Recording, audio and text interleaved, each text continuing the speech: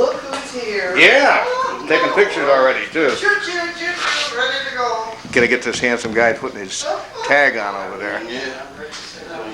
Mr. GM&O himself. You lost your police tape already. Uh-oh.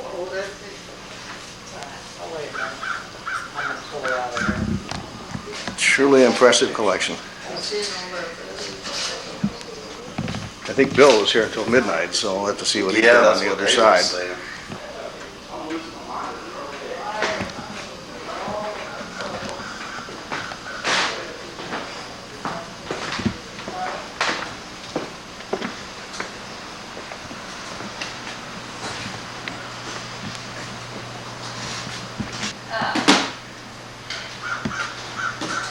And I'll stop filming and come back in a minute and give you a hand. Hey, there he is. How are you? As soon as I get this out of here, I'll put my clothes on.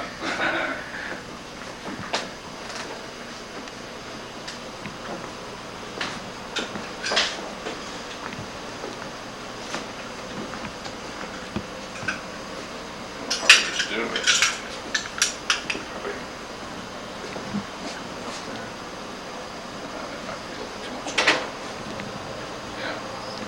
Might be a little bit too much weight.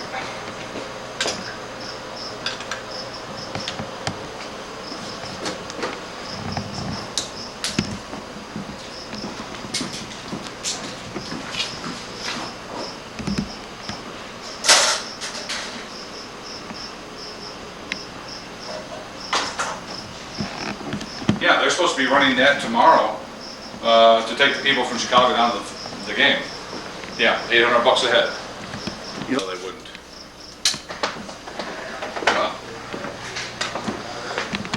Etc. It really signifies the spirit.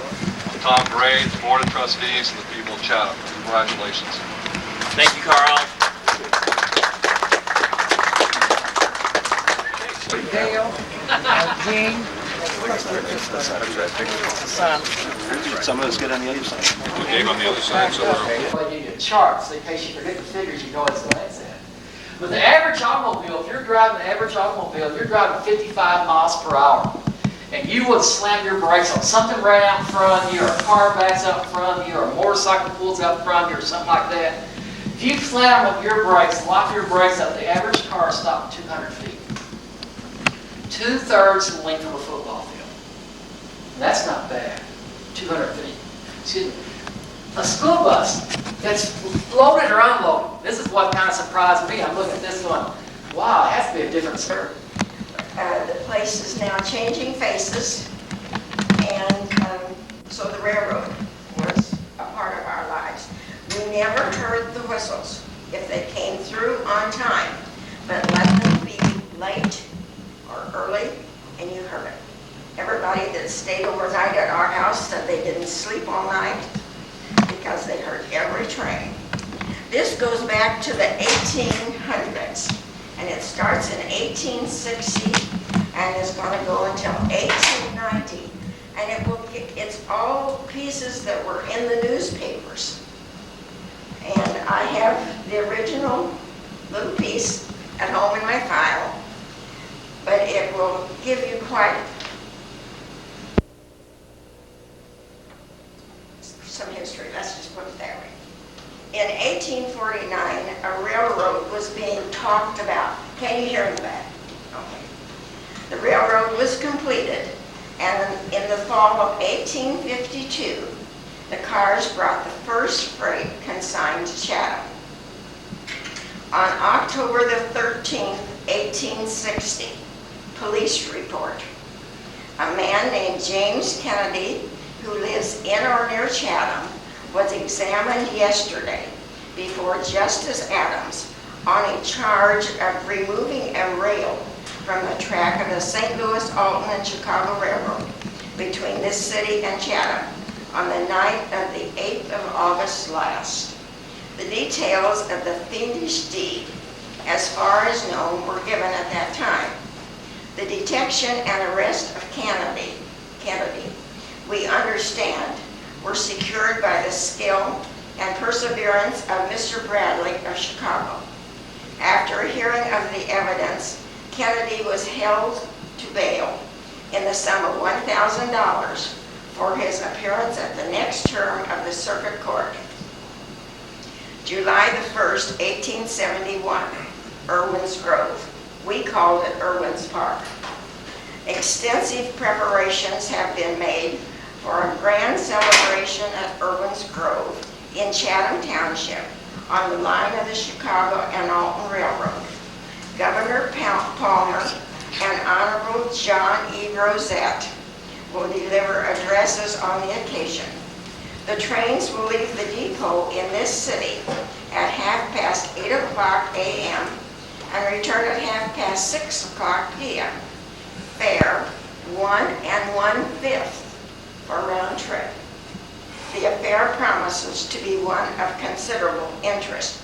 The majority of these items are out of the Journal and Register, and once in a while there will be one out of on the same article from each one of the papers, and you can see the difference in how the different people report it.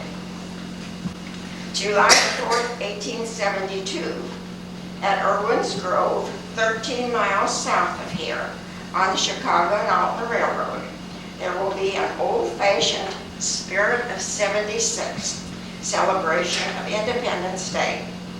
It is here that our excellent governor will orate, and a number of our citizens talk. The citizens talk, the governor orates. This will be one of the favorite resorts for our citizens today, and the way to get there is to take the cars on the Chicago and Alton Railroad at 8:30 this morning and go south 13 miles. The fare will not be more than 75 cents for the round trip. The Old Reliable, the first special train on the C&A Railroad this morning, leaves the depot for the north at 8 a.m., stopping at all stations and also at the Sangamon River. The second train leaves at 8:30 a.m. south and will take the crowd to Irwin's Grove between Chatham and Auburn, where there is to be a big time generally. The celebration at Elkhart promises to be a grand affair also. Tickets good on all trains and sold at excursion rates. May the 16th, 1874, the Telegraphic School, so successfully presided over by our obliging young friend, D.I. Wentz, railroad agent here, is under full headway. A number of students from a distance being in attendance. They are learning to jerk lightning very rapidly. August the 24th, 1874. About 3/4 of a mile south of us, along the Chicago and St. Louis Railroad, is an Osage orange fence on both sides of the track, and extending nearly a mile, which from its rank and tall growth, hardly permitting a ray of light even through its thickness, has for a long time been an intolerable nuisance to all traveling along the road, either by cars or on foot. It is like entering the dominion of Beelzebub, the heat being so intense. Not a breath of air can reach one, nothing but the fierce rays of the sun greeting weary traveler. How the track hands have suffered, working and toiling in the oven, is attested by the frequent sickness. We have been told the railroad is in fault in this matter. If so, we trust some official reading this, having the necessary authority, may speedily relieve the traveling public and its own servants from any further suffering in this boiling cauldron. September the 7th, 1874, the C.A. and St. Louis Railroad Company have granted the use of sufficient land opposite their depot whereon to erect our elevator, material for which are already on the ground. At one time there was 2 elevators here, one just on the other side of the depot and the other one down at Walnut and the railroad tracks. September the 11th, 1874, forger arrested. About 11 o'clock last night, a man was arrested by Special Policeman C.D. Hubbard at the north end of the Chicago and Alton Railroad freight yard, having in his possession clothing which he obtained from a clothing store in Chatham on a forged order. He owned up to the crime of forgery and admits that he deserves to go to Joliet. He was taken to jail and will probably have an examination today. The owner of the goods is in the city. November the 2nd, 1874. The 8:30 p.m. train south Saturday came near causing a catastrophe or two. It has very frequently happened here that scarcely time enough is allowed for all the passengers to get off before the train is on the move again, regardless of the consequences. On this occasion, Mrs. Daniel Morse, in endeavoring to get off, came near being thrown under the cars and meeting a horrible death, and was only prevented by the quick and lucky assistance of Dr. Wright. January the 28th, 1875. The Chicago and St. Louis Railroad Company is certainly entitled to great praise as well as thanks from the traveling public for their precautions to avoid accidents, especially from broken rails. At any hour of the night, the watchman's lantern may be seen glimmering along the track as he scrutinizes every rail to see that everything is as it should be. November the 9th, 1875. Our depot agent, D.L. Wentz, has just put up in his office a new telegraph instrument called the Centennial.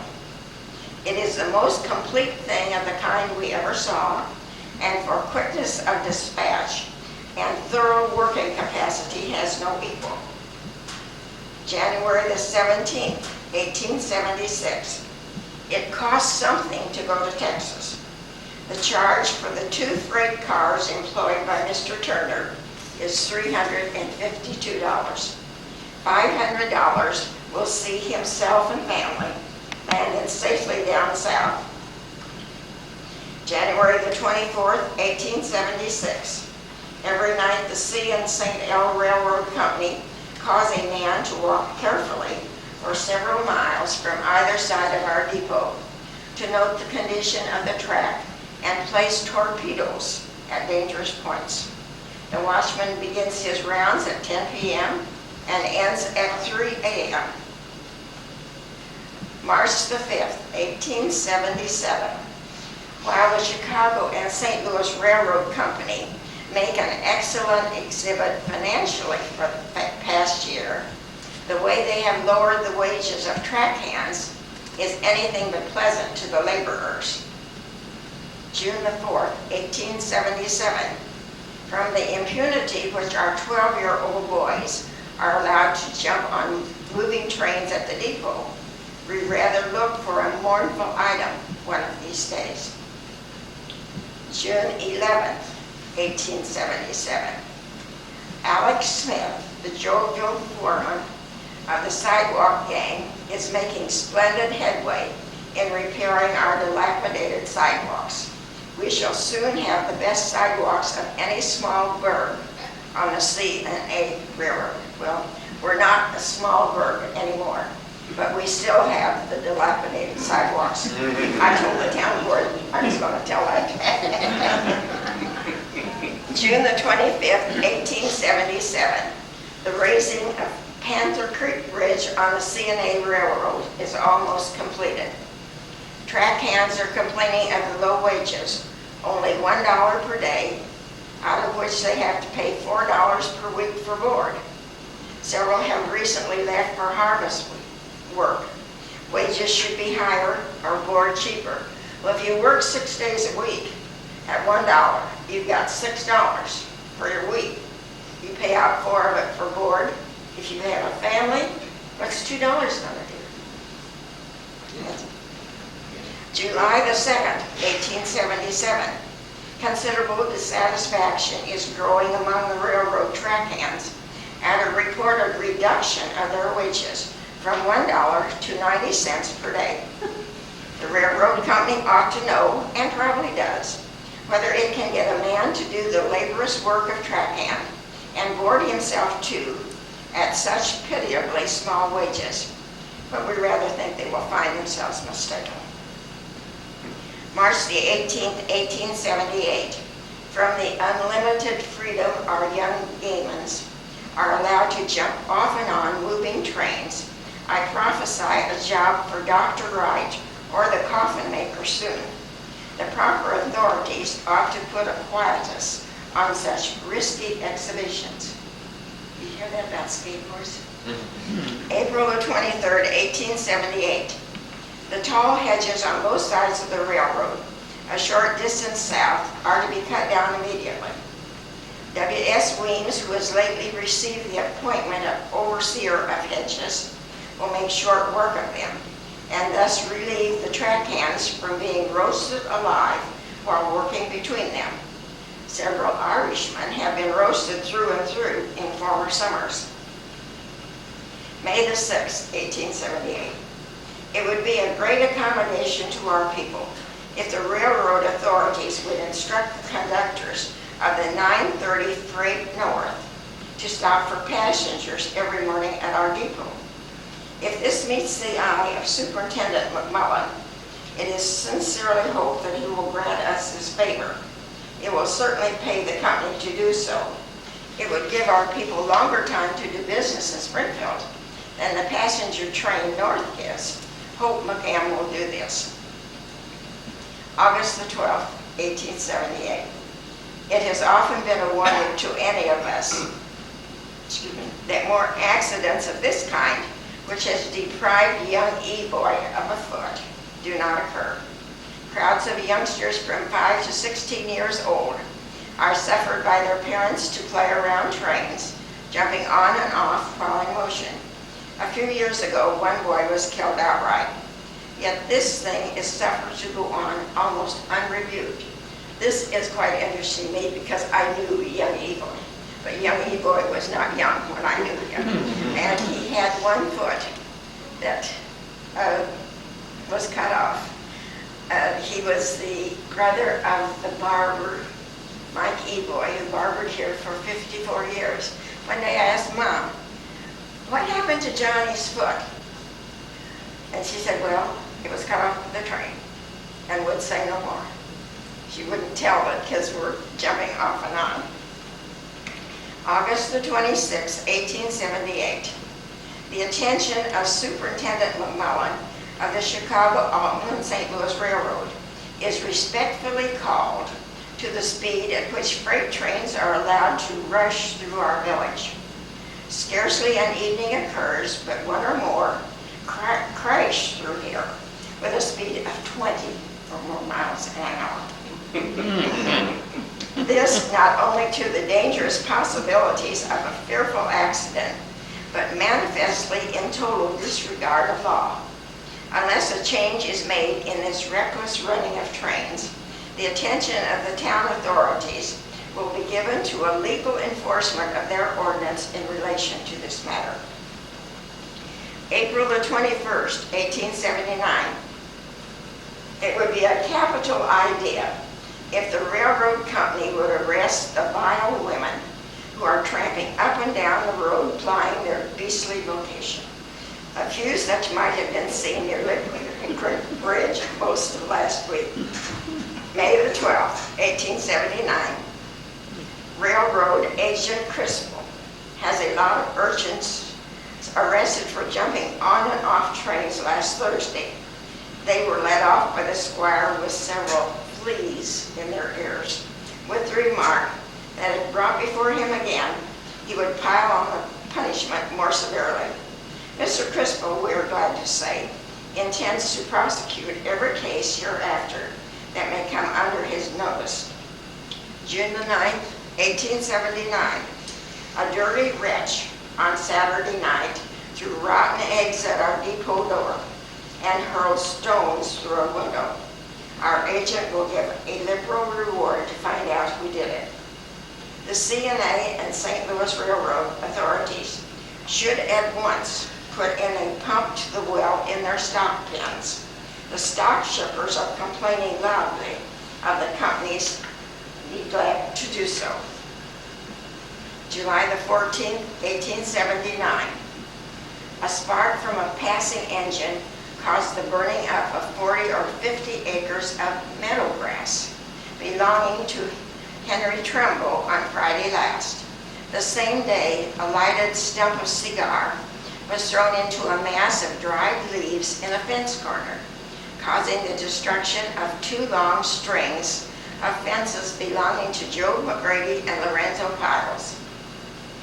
May the 17th, 1880. The Chicago and St. Louis Railroad has forbidden passengers on freight trains. This is especially inconvenient to commercial travelers who desire to visit their customers in the different towns as speedily as possible. September the 19th, 1881, a valuable Jersey cow was killed near our depot last Thursday morning by the express. This train has a chronic habit of running through our village at a rate of about 40 miles an hour, and frequently gives no warning of its coming whatever. Quite a number of hogs, sheep, and cattle have at different times been slaughtered by it, without any recompense whatsoever to their owners. The law will have to be invoked to teach some of their engineers and conductors a little common sense. And this is the one that has the same one by a different paper, and it's the Morning Monitor, and I don't know what little county it came from. September the 19th, 1881. Warren Finney has lost a valuable Jersey cow by being killed by the morning express train last Thursday. Mr. Finney ought at once to institute suit against the railroad company for violation of our laws in running through the village at the rapid rate usually done by this class of trains. The engineers seem to care not a straw for anything so long as they are backed up by the company. Forbearance has almost ceased to be a virtue in view of the amount of stock killed here by rapidly moving trains. Well, the stock always ran loose, I guess is what you call it. But at one time, the village of Chatham instituted a pound, and they would put your stock in this pound, and you had to pay to get it out. Until one night, one guy decided he had enough. He broke into the pound and took his stock. That wasn't in the paper, however. That's in something else. Let's see. October the 23rd, 1882, Ed Thayer's Hedgegan is making splendid work at various points on the Chicago and Alton Railroad. October the 25th, 1882, the depot of the Chicago and Alton Railroad here was broken into on Tuesday night. The thief and thieves satisfying themselves with a new suit of clothes contained in an express bundle and a chunk of cheese. No other articles missing, nor is there as yet any clue to the rascals. June the 23rd, 1884, the C and the St. L Railroad Company are making the necessary movements to replace the wooden bridge over Lick Creek near here by a handsome iron structure. It will be about 3 months before it be completed. A large force of hands are now at work on it. October the 12th, 1885. Many of our citizens earnestly desire that among the improvements now made and more following, that a new railroad depot would be built by the Chicago Alton and St. Louis Railroad Company at this place. The present one has been repaired and painted at different times until repairs are out of the question. It is a poor, dilapidated concern at the best, and has stood the storms of winters and of summers so often and so long that it is time it was allowed to be at rest and buried out of sight. It has but one little dingy room for the accommodation of passengers, and it is often filled to overflowing with smokers, chewers, spitters, foul breath from whiskey and bad tea, onions, smear case, garlic, and other perfumes equally nauseating. It is no fit place for ladies of refinement to sit in. A petition to do away with this abomination will be gotten up very soon. May the 14th, 1888. The C.A. and St. L. Railroad authorities of the C&A Railroad will be presented by the ladies of our village and vicinity very soon for a room to be attached to our depot for the use of lady passengers alone, when ought to have been built long ago. It is too bad to have refined and intelligent ladies compelled to wait for trains in the present room in the midst of a lot of all sorts of people. June the 30th, 1890. The Chicago Alton has made a round-trip rate of 25 cents for the farmers' picnic at Irwin's Grove, Tuesday, July the 1st. A special train will go down at 9 a.m. and the mail train south at 4 p.m. will stop at the Grove. The trains north at noon and at 8:40 p.m. will also stop there to let off and take on passengers. This arrangement will make convenient access to the picnic and easy opportunities to return. December the 12th, 1890, special. Between the hours of 1 and 6 o'clock this morning, the ground above the west wing of the coal shaft at this place began to sink, and by daylight it had sunk about 3 feet. The subsidence lies along the Chicago and Alton track, a distance of about 50 feet, and extends westward into an orchard nearby. The Chicago and Alton track has been damaged and thrown out of line, but men are hard at work putting it in shape so as not to stop the running of trains. The mine was not working, and as far as ascertained, there was no personal injury done. Investigation has been made, and a number of rooms in the shaft were found to have filled up by the caving in of the ground. And that finishes that. Living uptown, Halloween night was always a rather special night. You could see the devil that the kids were up to. But one night between our house and the railroad tracks, the boys built a corral out of straw and went several blocks down the street to Mr. Bearden's pasture and brought his cows up and put it in the corral. The train came along and the cows broke out and were all killed. And at one of our history meetings, one of the guys we were talking about, one of the guys says, yeah, that cost me $5. It was interesting, very much. I remember a lot about the traction too. Mame Allen was the ticket agent. She was Mame Hagan at that time. And after the train would leave, she and Mother would always go over to Chatham's confectionery and have a cup. So, any questions? Or anyone want to add anything? Okay. How many trains a day ran? On the traction, there was a old story that said that you could work in Springfield.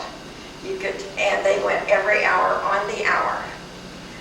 But that you could, on your lunch hour, get on the traction, come to Chatham, eat your lunch, pick up what you wanted, and take the next traction back and be at your desk. As I can only remember on the Alton, there was one train went north in the morning and it came back in the afternoon, if it was on time. When I went to business college in 1938, the summer was hot. And so they started about 7 o'clock in the morning and we got out about 1. And I would have a ride in an automobile to town. But every day I came home on that train.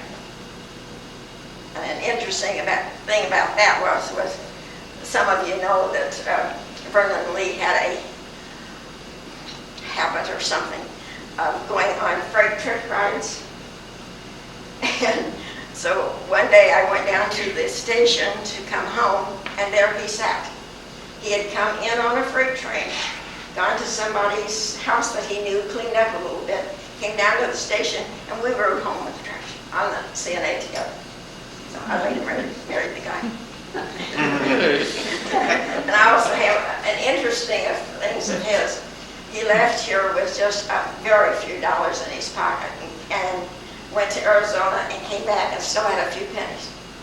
So just, those are things that are interesting and local things. And another vivid thing, and I guess I'll carry this one to my grave. Coming home from church one Sunday morning and walking, and it was over here on the east side of the square. A train was coming through, and I saw the tires of a truck come off of that train. 3 persons were killed at that. And another one was 2 drunk. I was thinking there was 3, but I can only remember the names of 2 of them. 2 guys were drunk, sitting on the ledge over there of the platform at the CNA, and the train came along and it just sucked them under.